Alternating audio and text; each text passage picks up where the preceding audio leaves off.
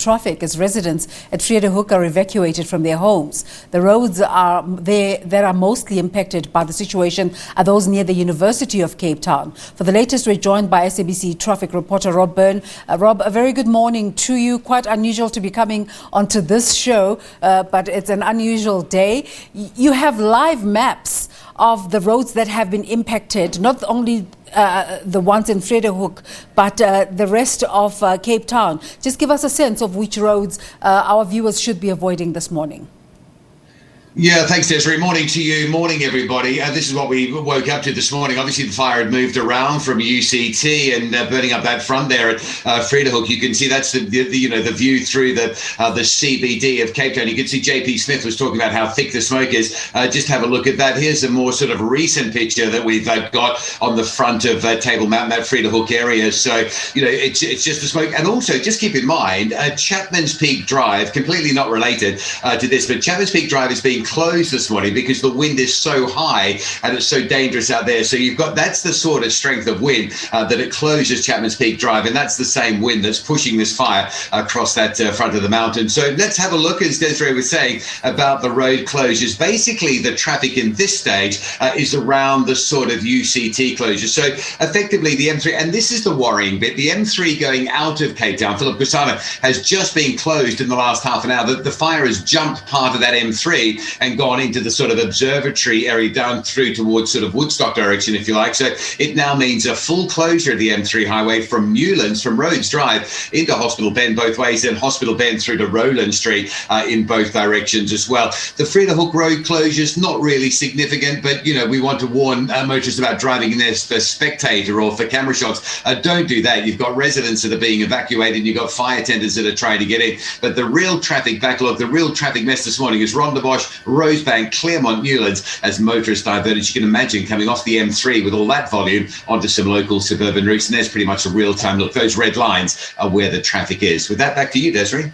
You're talking about the closure of the M3. Of course, that has knock-on impact on other activities, such as airport arrivals and departures. Yeah, absolutely.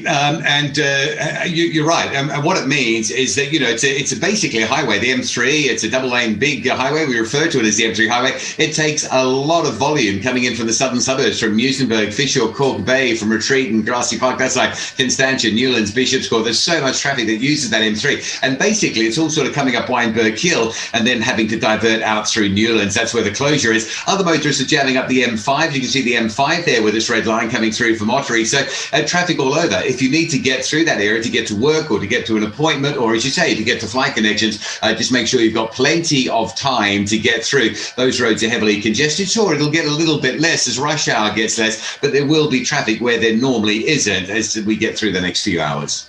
Have you got some advice for motorists, especially those who don't necessarily have to drive on this day, Rob? Yeah, well, I mean, if you are driving, headlights on, please, particularly around the fire areas. JP was saying, the interview previously, that the smoke is so thick. It really is. We've seen pictures of Cape Town this morning looking towards the mountain from Greenpoint. You can't see 5 or 10 meters in front of you. That's how thick it is. So if you are having to drive through those areas, give yourself time to get through. Make sure you've got your headlights on. And please, more important than any of that, no sightseers, no Instagrammers, no onlookers. Please just stay well away from that area. This situation is very, very dangerous. And if you want to go and carry on like that and have a look and be an onlooker or a spectator or a photographer, you're going to put potentially more risk and more at risk people's lives and people's belongings as well. So please stay away, follow the instructions of the emergency teams. Rob, thanks for your time this morning. Thanks, Desiree. You're watching The Agenda, and emphasis on the fires in Cape Town. At some point in the show, we will be talking to University of Western Cape Vice-Chancellor, Professor Mamokgethi Thakeng, and also we'll be going to KZN, where Mlondi Khatebe is standing by. For now, let's take a break.